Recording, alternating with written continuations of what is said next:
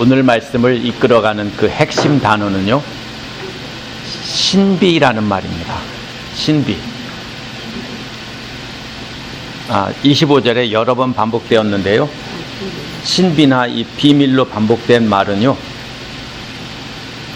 이 무스테리온이라는 말인데요, 스펠이 영어의 미스테리와 거의 똑같습니다. 그래서 미스테리라는 말이 이 그리스어의 무스테리온에서 왔습니다. 발음만 다릅니다. 그런데요, 그렇기 때문에 영어 번역들은 대부분 미스테리로 번역했습니다. 그럼 영어의 미스테리라는 말은 무슨 말이냐면요, 밝혀내려고 했지만 그 뜻을 밝혀내지 못했다는 게 미스테리입니다. 그런데 그리스어에서 이 무스테리온이라는 말은 그런 뜻이 아닙니다. 전에는 아무도 알지 못했지만, 알려지지 않았지만, 이제는 소수의 사람들에게만 알려진 것이 바로 이 무스테리온이라는 말입니다. 만약에 아무도 모르는 비밀이다, 그건 의미가 없습니다. 그렇죠? 너와 나만 아는 비밀이다, 그래야 의미가 있는 거죠. 그렇지 않습니까? 그래서 여기서 신비한 비밀이라는 것은 하나님과 예수 그리스도를 믿는 자들 사이에서만 살짝 알려진 비밀이기 때문에 이것을 이 무스테리온이라는 말을 쓴 겁니다. 영어의 미스테리라는 말로 번역하면, 이해하면 이것은 잘못 이해하는 겁니다. 미스테리는 아무도 모르는 겁니다. 그래서 이것은 이 신비한 비밀, 이 비밀은, 신비라는 말은 바로 과거에는 알려지지 않았는데 지금은 소수에게 알려졌다, 이런 뜻입니다. 25절에서 원어의 맨 앞에 보면 왜냐하면 이렇게 나옵니다. 이게 빠져 있거든요. 왜냐하면이 뭐냐면요, 11장 24절을 말할 수도 있고 11장 11절에서 24절 전체를 말할 수도 있습니다. 이스라엘을 왜 무시하지 말아야 되는지입니다.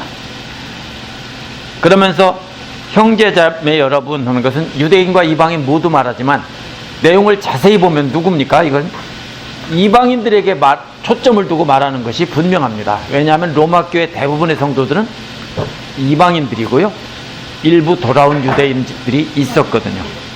그래서 전체를 부르지만 실제로는 이방인들에게 초점을 두고 말합니다. 이방인들에게. 앞에서 유대인들에 대해서 얘기했죠. 우쭐대지 말라고 했죠. 유대인들 본래까지도 잘라내고 이방인인 여러분들 접붙였다면 여러분들 잘라내고 본래까지 접붙이는 거야 얼마나 쉽겠느냐라고 했죠. 그러니까 교만하지 말라고 했는데 왜 이스라엘을 무시하지 말아야 하는가 하면 이겁니다. 그것은 여러분이 모르는 것을 원하지 않습니다. 알기를 원합니다는 말은 정확히 모르는 것을 원하지 않습니다, 이런 말입니다.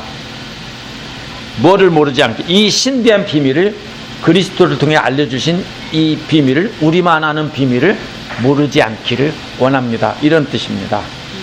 그게 뭡니까? 여러분이 스스로 현명하다고 생각하는 일이 없게 하려는 것입니다. 뭐라고 생각해요? 스스로 현명하다고 생각하면 어떻게 됩니까?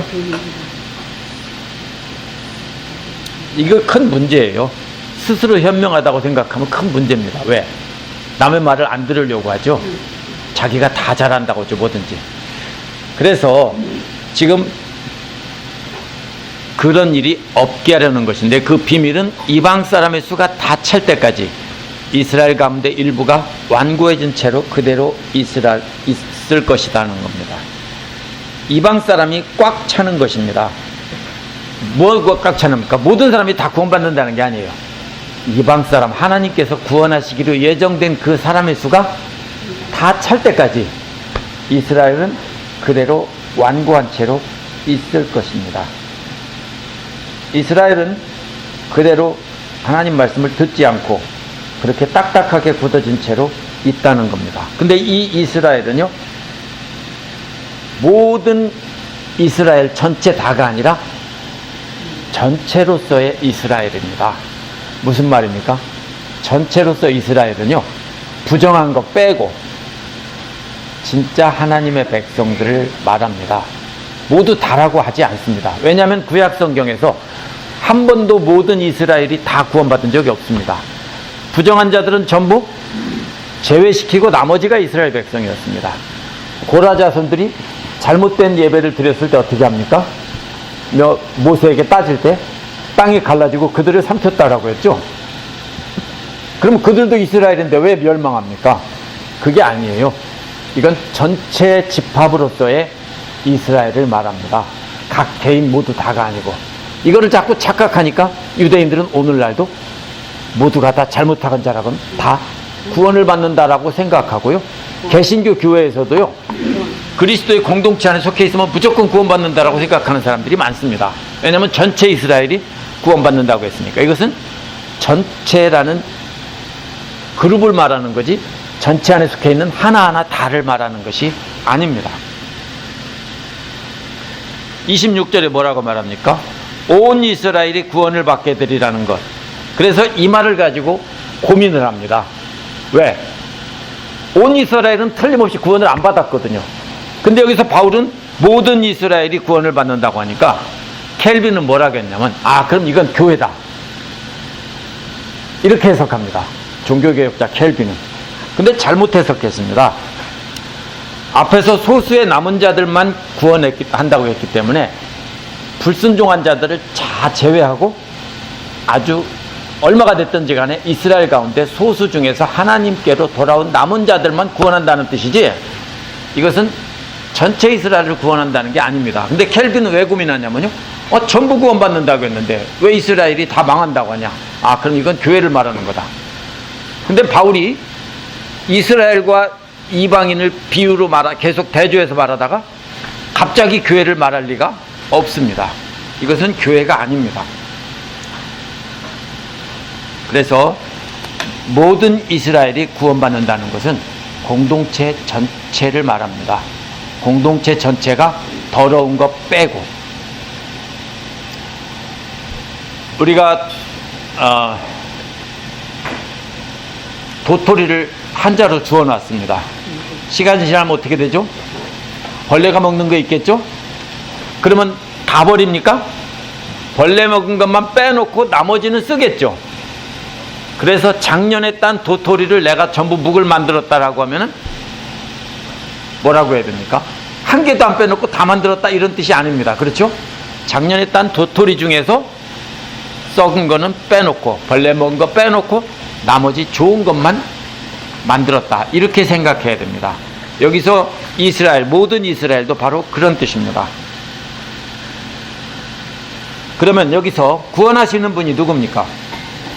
이것은 이사야를 인용한 것인데 밑에 보면 4, 59, 20, 21 이렇게 되어 있죠? 70인요. 이것은 이사야 59장 20절에서 21절에서 인용한 겁니다. 이사야는 구원하시는 분이 누구라고 생각했을까요? 여호와 하나님입니다. 네, 바울은 이걸 인용하면서 누구라고 생각하고 인용했냐면요, 예수 그리스도라고 생각하고 인용한 겁니다. 그래서 이것은 바울은 예수 그리스도입니다.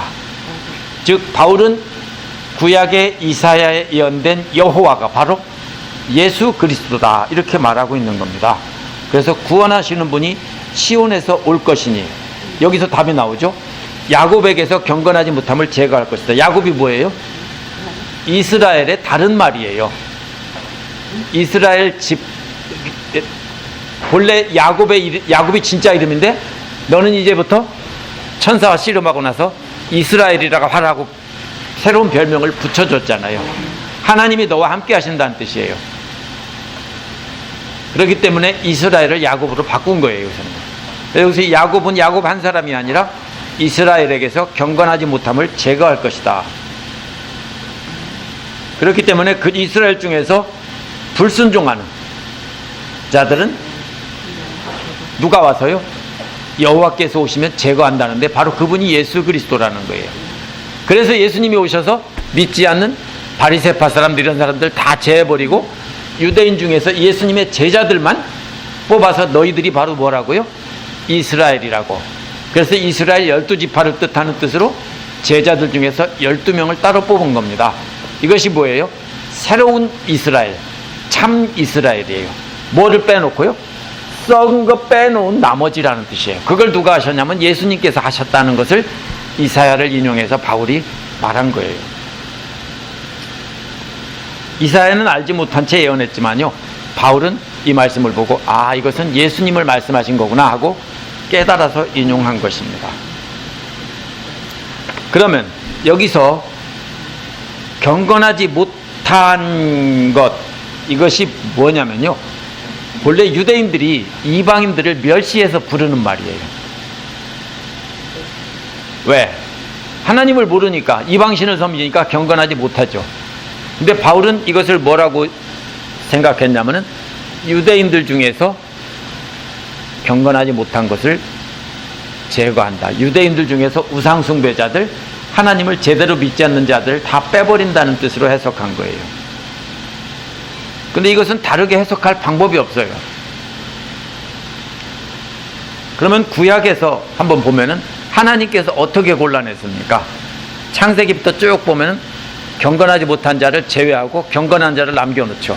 근데 그 자손 중에 또 경건하지 못한 자들이 생기면 또 제거하고 남겨놓죠. 이것이 구약 성경 전체의 역사예요.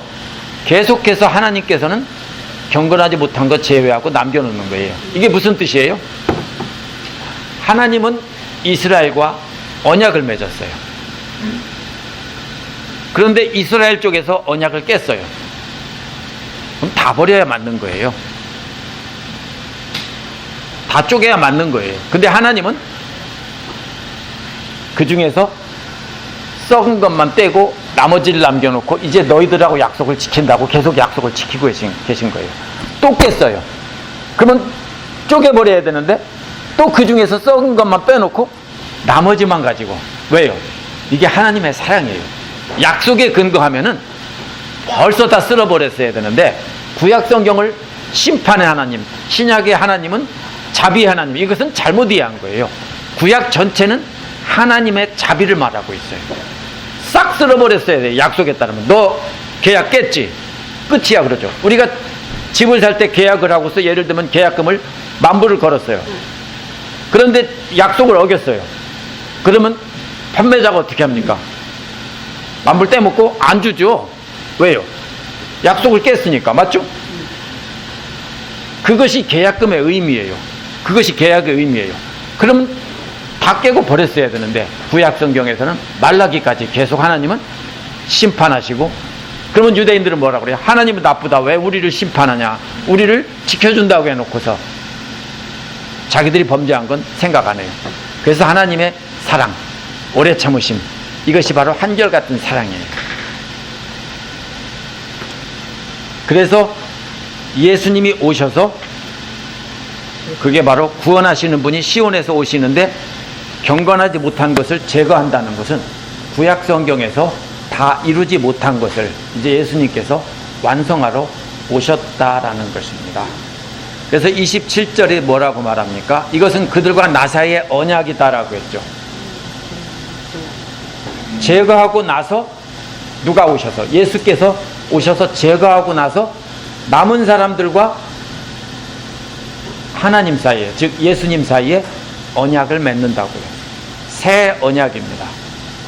내가 그들의 죄를 없앨 때 이루어질 것이다 라고 했습니다. 누가 없앱니까? 그들이 죄가 원래 없는 게 아니라 있었는데 하나님께서 경건하지 못한 자들을 제외하고 하나님께 순종한다고 하는 사람만 남겨놓은 뒤에, 그런데 그들도 죄인들이에요. 그래서 그들의 죄를 내가 묻지 않을게, 이거예요. 없애주는 것은 탕감해 준다는 뜻이에요.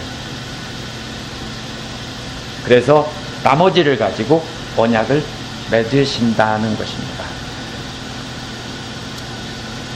그런데 뭐라고 했습니까? 28절을 보면요, 복음의 관점에서 판단하면, 복음에 따르면 뭐예요? 이스라엘은, 사람들은 여러분이 잘 되라고 하나님의 원수가 되었다.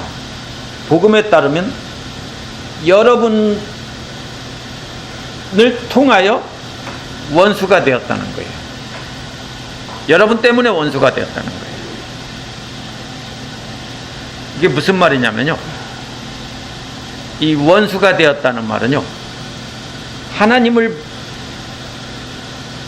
미워하는 자라고 해석할 수도 있고요, 하나님의 미움을 받는 자라고도 해석할 수 있어요.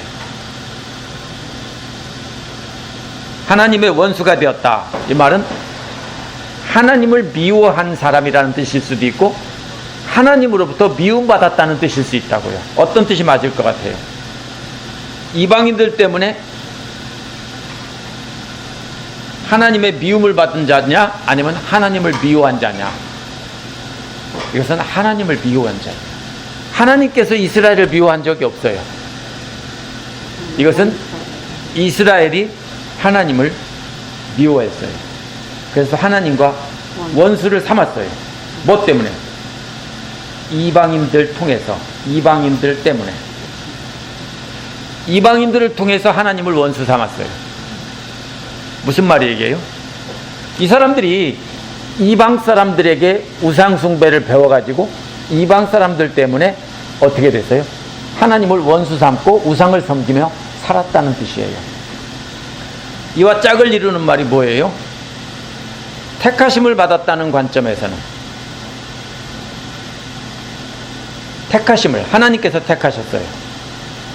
조상 덕분에, 똑같은 말이 앞에서요, 이방인들 덕분에, 이방인들을 통해서, 이 말과 똑같은 말이에요. 조상들이 누구예요? 아브라함과 이삭과 야곱이에요. 이 사람들과 하나님께서 언약을 맺었죠.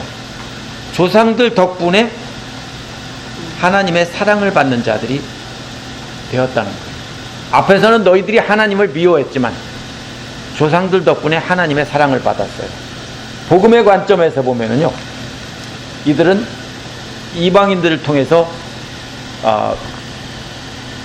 하나님을 미워하는 자들이 됐어요. 그래서 대신에 이방인들이 구원을 받았다는 뜻이에요. 복음의 관점에서 보면. 그런데 선택의 관점으로 본다면 조상들 때문에 이들은 사랑을 받는다는 거예요. 그러면요, 이들 자체로는 잘한 것이 하나도 없다는 거예요. 조상 탓이고요, 다 이들 죄뿐인 거예요. 그래서 복음의 관점에서 보면 이스라엘 사람들은 이방인들을 통해서 하나님을 미워했지만 하나님께서는 그들의 조상을 통해서 사랑받는 자가 되게 하셨다는 겁니다. 유대인들이 미쳐 날뛴 것이 바로 뭐냐면요, 예수가 메시아라고, 하나님이 약속한 메시아라는 겁니다. 근데 유대인들은 뭐라고 생각합니까? 자기들이 욕심에 따라 해석한 메시아가 수천 년 동안 내려왔어요.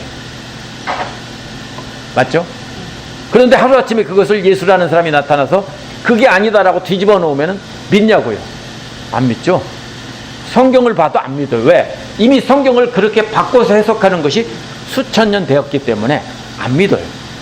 그래서 어떻게 해요? 길길이 날뛰면서 이거는 성경에 예언된 메시아가 아니니까 다른 메시아 내놓으라고, 그런 거예요.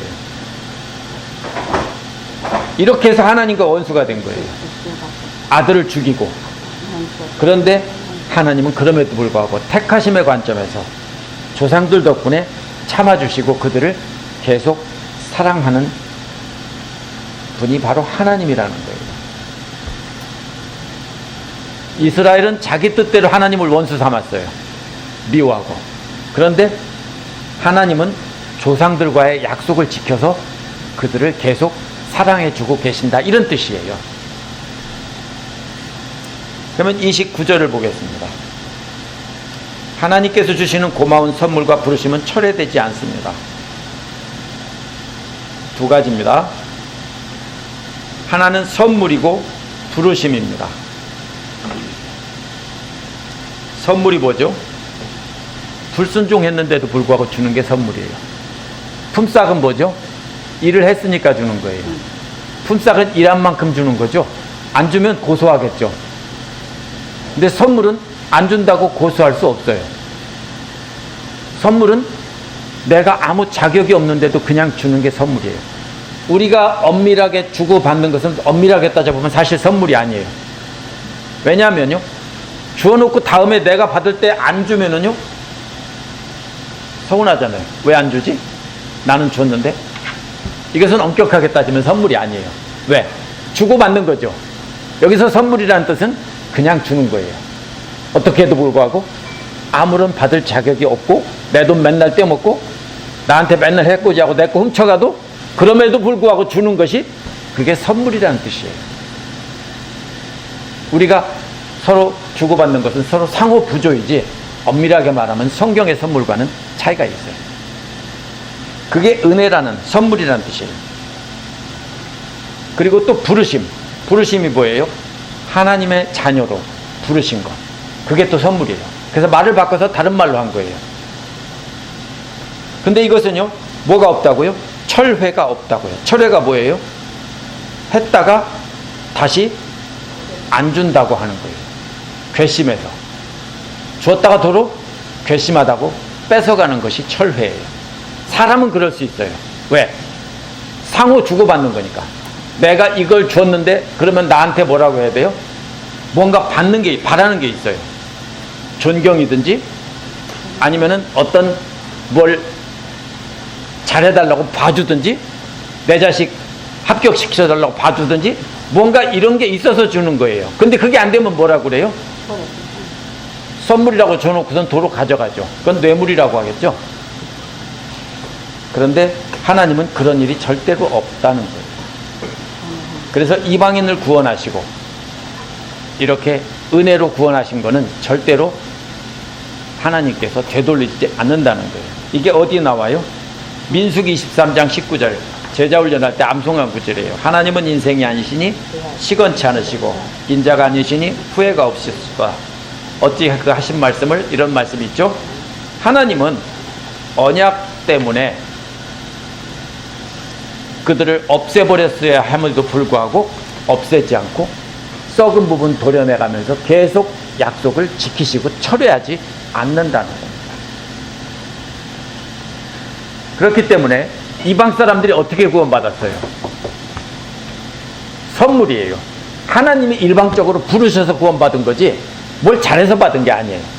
그러니까 너도 그렇게 자비로 거저 아무것도 안 했는데 구원받았다면 이스라엘도 역시 그렇게 하나님의 자비로 나중에 구원을 받을 수 있다는 뜻이에요. 30절에서 뭐라고 그래요? 30절은 이렇게 돼 있어요. 왜냐하면 이것처럼 이런 말이 있어요. 앞에 원어에 보면 왜냐하면 이것처럼 뭐처럼요?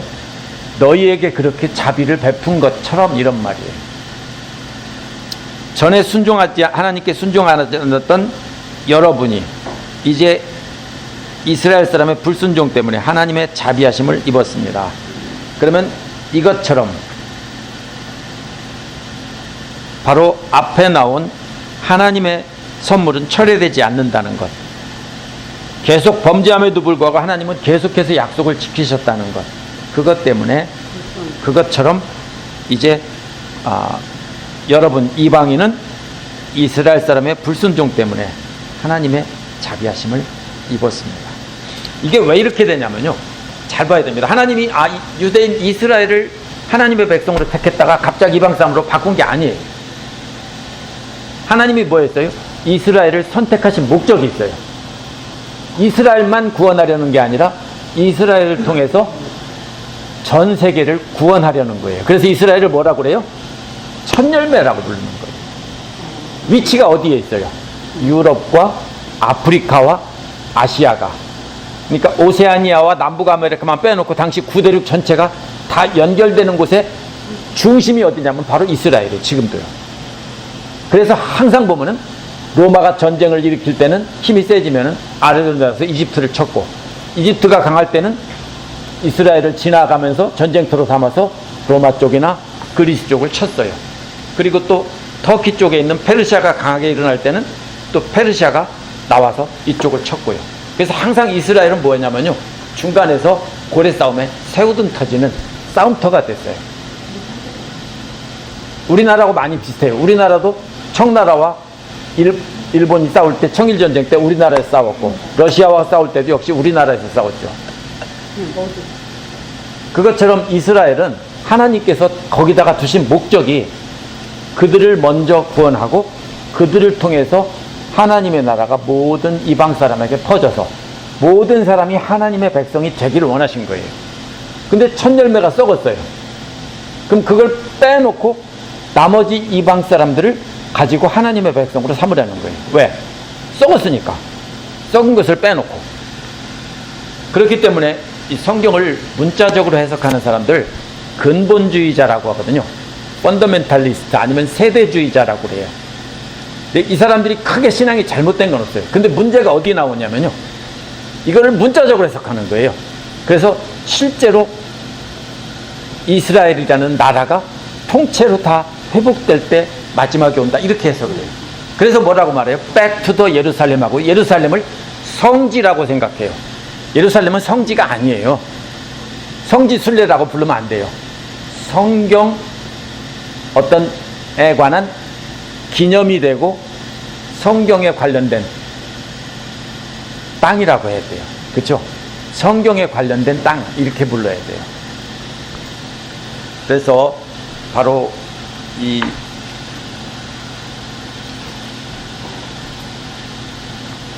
내용은요, 바로 그겁니다. 과거 이방인들이 하나님께 대해서 불순종했는데 이제는 이스라엘 사람들도, 아니, 그러니까 전에 여기서 보면 전에는 이방 사람들이 하나님께 불순종했는데 이제는 하나님의 긍휼하심을 입었다, 이겁니다. 이제는 하나님의 긍휼하심을 입었습니다. 뭐 때문에? 이스라엘의 불순종 덕분에, 이런 말입니다. 31절을 보겠습니다. 마찬가지로 그들에게도 베푼다는 거예요. 이와 같이라는 말은 지금도 순종하지 않고 있는 이스라엘, 지금 이스라엘도 불순종하고 있어요. 그런데 그들도 여러분이 받은 자비를 보고 회개하여 마침내는 자비하심을 입게 될 것이다. 가정법이기 때문에 미래가 아니에요. 미래 이루어진다는 뜻이 아니에요. 입을지도 모른다, 이런 뜻입니다. 그럼 32절은 무슨 뜻이냐면요, 지금까지 내용을 요약한 겁니다. 하나님께서 모든 사람을 순종하지 않는 상태에 가두어 두신 것은 그들에게 자비를 베풀어 주시는 겁니다. 하나님께서 모든 사람들을 가두어 뒀어요. 근데 그 감옥의 이름은요, 불순종, 이런 말이에요. 불순종이라는 말에 다 가두어 뒀어요. 그 목적이 뭐예요? 하나님의 자비를 보여주시려는 거예요. 이 감옥이 자비인 이유는요, 탈출하는 것이 자비인 이유는 절대로 탈출이 불가능하기 때문이에요. 이 불순종이라는 감옥은요, 절대로 탈출할 수 없어요. 유대인들께서 어떻게 탈출하려고 했어요? 율법을 자세히 개발해서 탈출하려고 했어요. 근데 실패했어요. 불가능해요. 스스로 노력해서 탈출할 수 있다면 그것은 자비가 아니에요. 왜? 자비란 불쌍히 여기서 거저준 선물이거든요. 근데 이스라엘은 뭐라고 그래요? 우리는 싫어. 우리 노력으로 그거 딸 거야, 이겁니다. 이런 식과 같아요. 어떤 사람이, 어떤 아버지가 불쌍히 여겨서 아들에게 10밀리언을 준다고 했어요. 근데 아들은 싫어. 내가 벌어서 10밀리언 벌 거야. 그런데 죽을 때까지 이래도 10밀리언 못 벌지도 몰라요. 그렇죠? 이런 것이 바로 이스라엘 사람들이 그보다 훨씬 더 큰 하나님의 은혜를 자기들 노력으로 얻으려고 했는데 그것은 불가능하다는 거예요. 그래서 그 감옥의 이름은 바로 이 불순종이라는 뜻입니다. 32절은요, 모든 사람을 불순종이라는 감옥에 가두어 두셨어요. 하나님께서 그렇게 한 게 아니에요. 그들이 그렇게 하고 있는 거예요. 그래서 놔두는 거예요. 그 목적은 뭐예요? 왜 놔둬요? 하나님의 자비가 아니면 그들은 하나님께 순종할 수 없어요. 그래서 하나님의 자비를 보여주시려는 거예요. 이 모두는 누구예요? 그러면 여기서요. 모든 사람이, 유대인과 이방인 모두에게 보여주시려는 거예요. 하나님을. 그래서 모든 사람은 유대인과 이방인이에요. 여기에 유명한 일화가 있어요. 한 엄마가 나폴레옹을 찾아와서 자기 아들을 살려달라고 했는데 그 아들은 사형순인 군인이에요. 근데 나폴레옹에게 살려달라고 그랬어요. 나폴레옹이 뭐라고 했냐면요, 당신 아들은 죽을 죄를 2번이나 지었기 때문에 용서받을 수 없다라고, 법에 따라 사형이라고 했습니다. 근데 그 어머니는 뭐라고 말합니까? 황제님, 저는 정의를 구한 게 아니라 자비를 구한 겁니다 라고 했습니다. 그러자 나폴레옹이 뭐라고 했냐면, 당신 아들은 자비를 받을 자격이 없습니다 라고 했습니다. 그러자 말한 이 엄마가 뭐라고 했냐면, 자비를 받을 자격이 있어서 받으면 그것은 자비가 아닙니다. 나는 정의를 구한 것이 아니라 불쌍히 여겨서, 나를 보고 불쌍히 여겨서 내 아들 좀 살려달라고 자비를 요구한 겁니다. 내 아들에게는 자격이 없지만 불쌍히 여겨서 살려달라고 한 겁니다.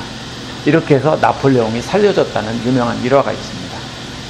여기서 이 자비라는 것은 사형수가 노력해서 얻는 것이 아니고요, 불쌍히 여겨서 그냥 용서해 주는 겁니다.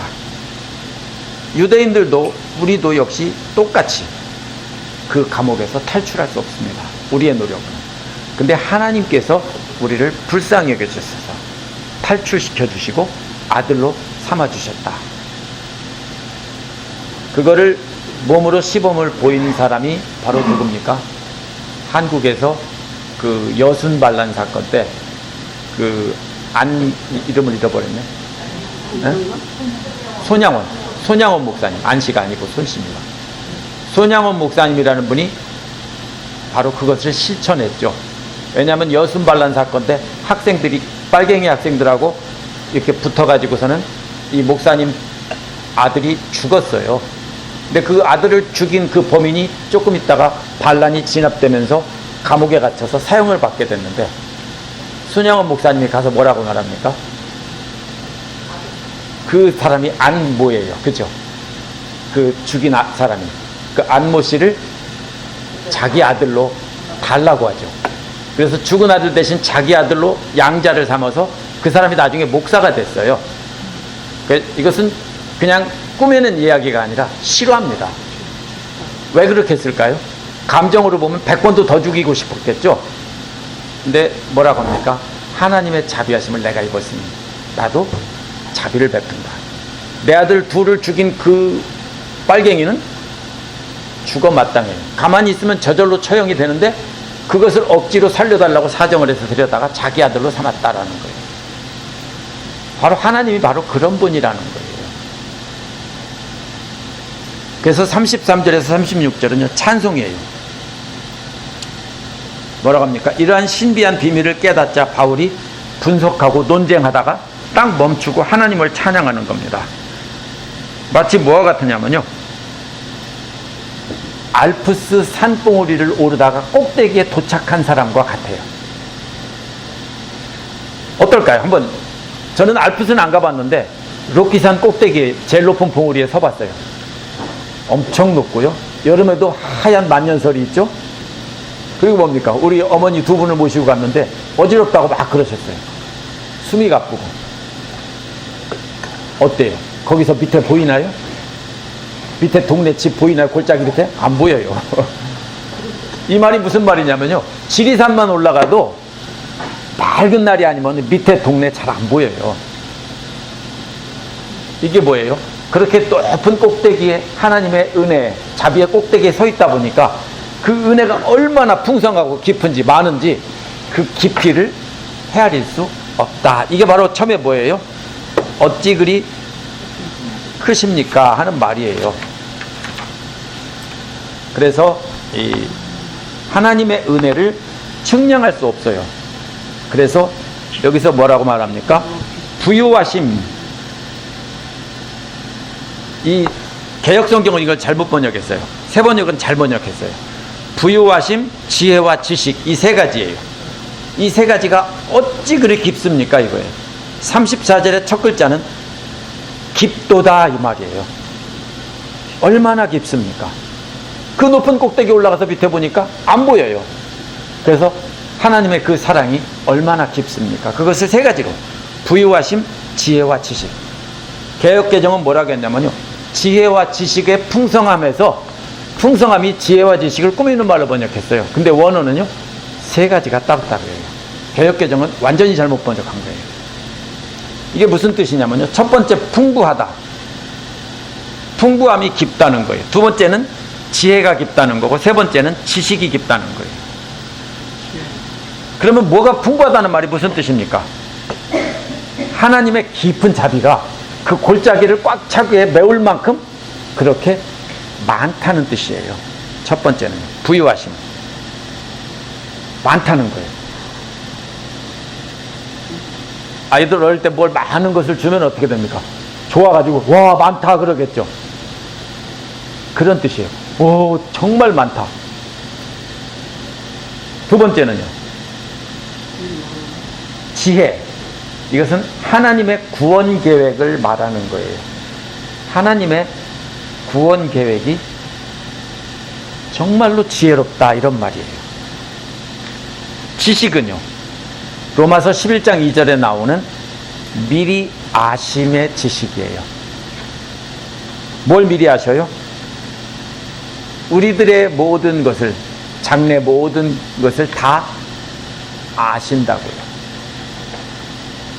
그 세 가지가 깊다는 거예요. 그래서 뭐라고 말합니까? 하나님의 그 자비에 많고, 하나님의 지혜, 구원 계획의 지혜가 얼마나 지혜롭고, 또 그 지식, 미리 아시는, 우리의 모든 것을 미리 아시는 그 지식이 얼마나 깊은지, 이 세 가지가 얼마나 깊은지, 이게 33절 앞부분의 뜻이에요. 그래서 뭐라고 말합니까? 누가 하나님의 판단을 헤아려 알 수 있으며, 이 말은 무슨 말이냐면요, 자로 재서 셀 수 없다는 뜻이에요. 셀 수 없다. 자로 재서 셀 수 없어요.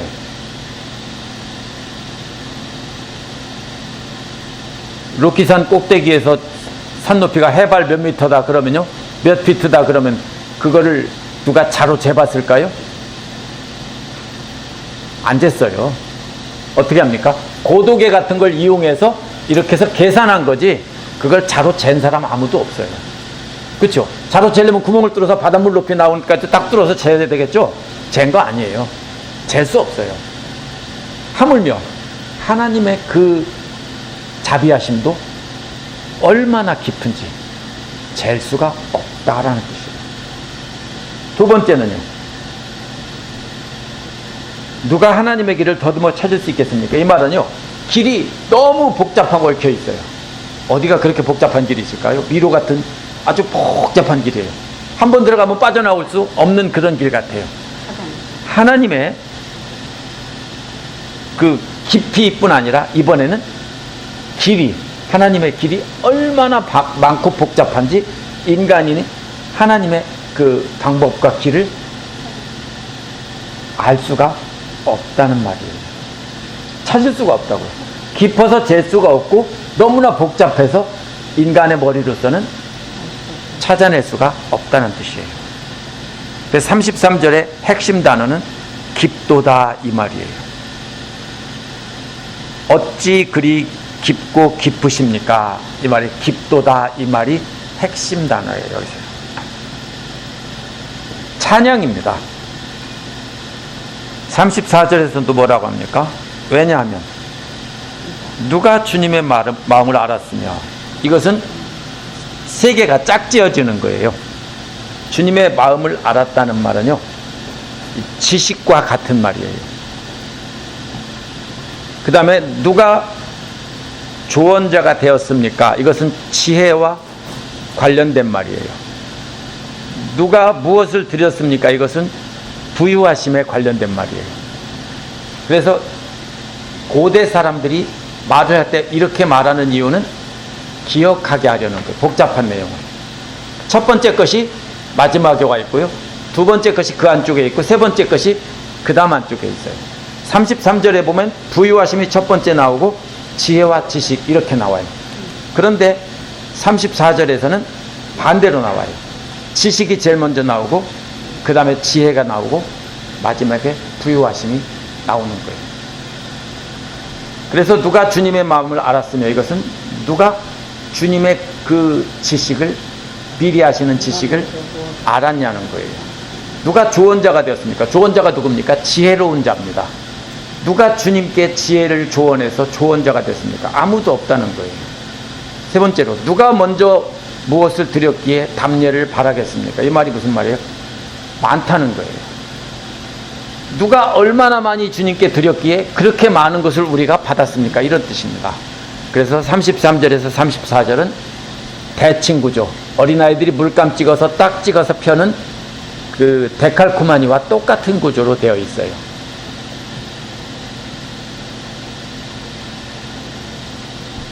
그래서 36절은 찬양해야 되는 세 가지 이유예요. 만물이 그에게서 나오고 그로 말미암아 있고 그를 위하여 있습니다. 원어를 정확히 번역하면 이런 겁니다. 그로부터 출발한다는 거예요. 그로부터 나오고 출발한다.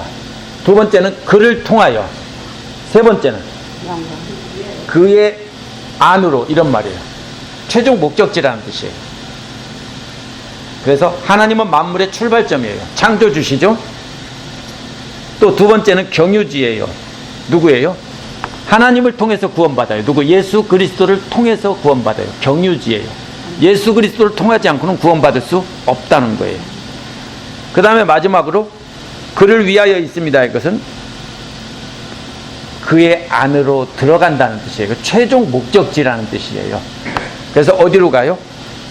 그를 위하여 있습니다가 아니라 사실은 하나님 나라에 들어가는 것을 뜻해요. 그 안으로 들어간다. 하나님 안으로 들어가는 거예요. 그래서 그곳에서 영광을 드린다는 거예요. 그래서 뭐라고 했어요? 마지막에 영광이 세세에 있기를 빕니다 라고 말한 것이, 그에게 영원토록 영광이 있기를, 이 말은 우리의 최종 목적지가 하늘나라인데 그곳에서 하나님 안에서 우리가 영원히 찬양하는 것, 이것이 목적이에요.